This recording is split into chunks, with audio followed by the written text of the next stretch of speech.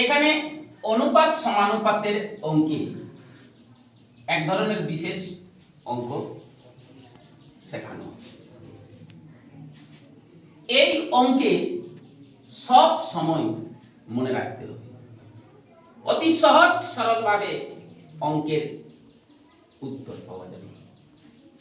যেমন a অনুপাত equal to a অনুপাত b ইকুয়াল টু 6 অনুপাত 7 এবং b অনুপাত c ইকুয়াল টু 8 অনুপাত 9 হয়, তবে a b c কত হবে? এই প্রশ্নের উত্তরে আমরা প্রথমে যাব যে a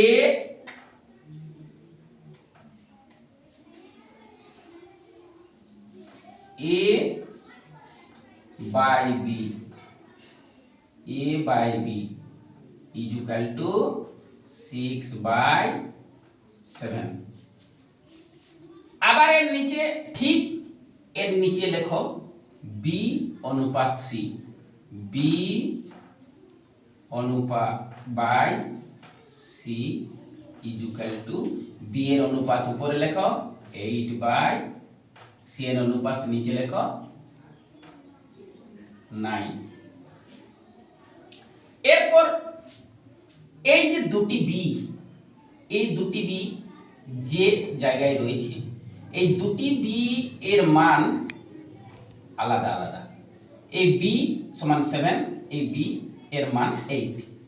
এই দুটি বি এর মানকে একই সংখ্যায় নিয়ে আসতে হবে।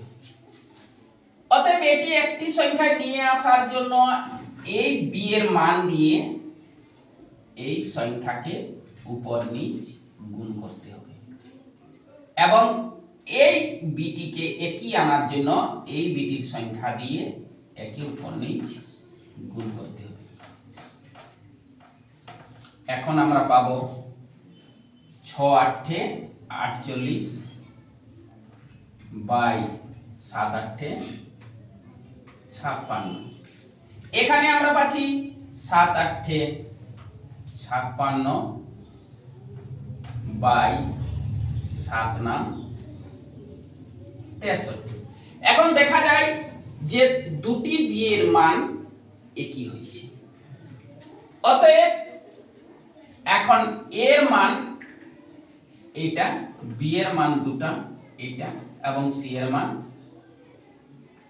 মান এটা। অতএব এ সমান 48, বি এর মান দাঁড়াইছে 56 এবং সি এর মান 63। অতএব আমরা লিখতে পারবো এ অনুপাত বি অনুপাত সি সমান হচ্ছে 48 অনুপাত 56 অনুপাত 63। প্রথমে আমি দেখব এটাকে লঘু অনুপাত করা যায় কিনা, কিন্তু এটাকে এর থেকে লঘু অনুপাত করা যাবে না। অতএব অ্যানসার।